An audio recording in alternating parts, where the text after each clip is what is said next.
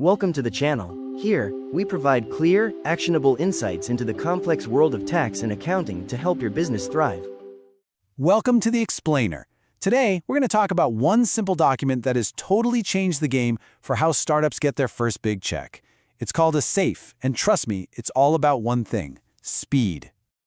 You know, a great idea is the spark, right?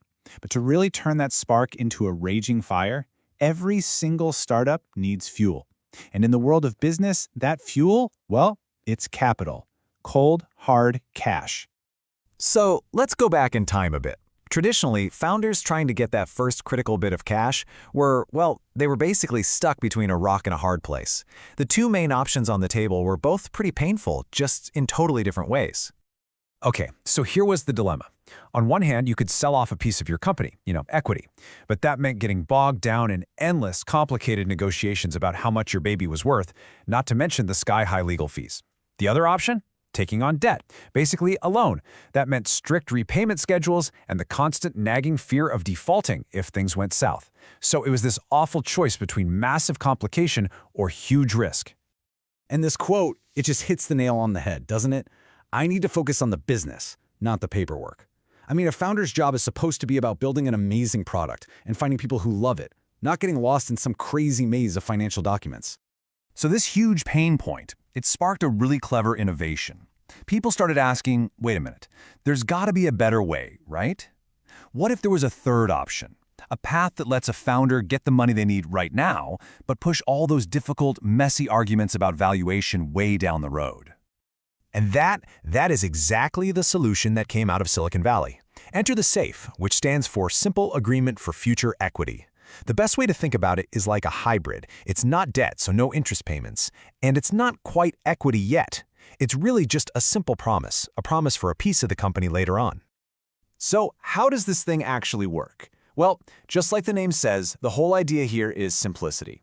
The entire process is built to be super fast and efficient, to just slice right through all the usual red tape that comes with fundraising. Okay, let's break it down. It's basically 4 simple steps. Step 1, an investor gives the startup some cash. Easy enough. Step 2, in return, they don't get stock certificates or anything complicated. They just get a signed, SAFE agreement.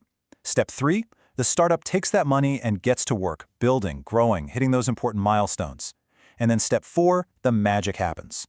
Down the line, when the company is bigger and raises a proper priced funding round, a Series A or something, that original SAFE automatically converts into stock for that early visionary investor. Now, you might be thinking, hang on a second, why on earth would an investor just hand over a pile of cash without knowing exactly how much of the company they're getting? And that's a great question. The answer is that there are 2 really clever protections built right into the SAFE, specifically to reward them for taking that early leap of faith. First up is something called the valuation cap. You can think of this as a ceiling on the price. It sets the maximum company valuation that their money will convert at. So let's say the startup just explodes and the valuation goes through the roof. Well, that early investor's money still converts at the lower price they agreed on in the cap. That's huge. It means they get way more shares for their money. And the second protection is the discount. This one's pretty straightforward. It just gives the SAFE investor a discount, usually something like 20%, off the share price that all the later big money investors have to pay. It's just another way to say, hey, thanks for believing in us early. Here's a better deal. So you see, the valuation cap and the discount, they work together to make sure everything is fair. The whole point is to get the founder and that first investor on the same team, It creates this perfect scenario of shared risk and, if all goes well, a big shared reward. And when you lay it all out, the benefits on both sides are just crystal clear. For founders, it's all about speed and simplicity. They get money fast with less paperwork, and they get to put off that super awkward valuation conversation. And for investors, it's a super efficient way to get in on the ground floor of a hot company with those built-in protections we just talked about, making sure their risk pays off. Okay, so it sounds perfect, right? But it's not always that simple. While the idea itself is brilliant, the real world can throw a wrench in the works.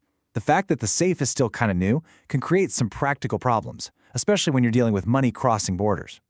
So, for example, imagine you're trying to wire money for a safe investment from a country with really strict financial rules, like, say, Korea. The regulators there, they're used to seeing traditional deals, right?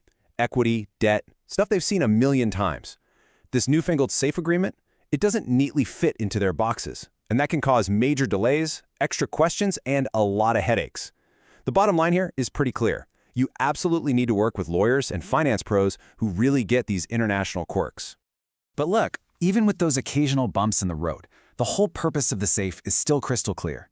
It was invented to cut through all the noise and nonsense of early-stage fundraising, to let founders stop worrying about the paperwork and focus on what actually matters, building a great business. And that brings us to a really interesting final thought. The fact that safes are so popular now, it makes you wonder about the future of venture capital, doesn't it? As fundraising gets faster, simpler, and more standardized, are we moving into a new era?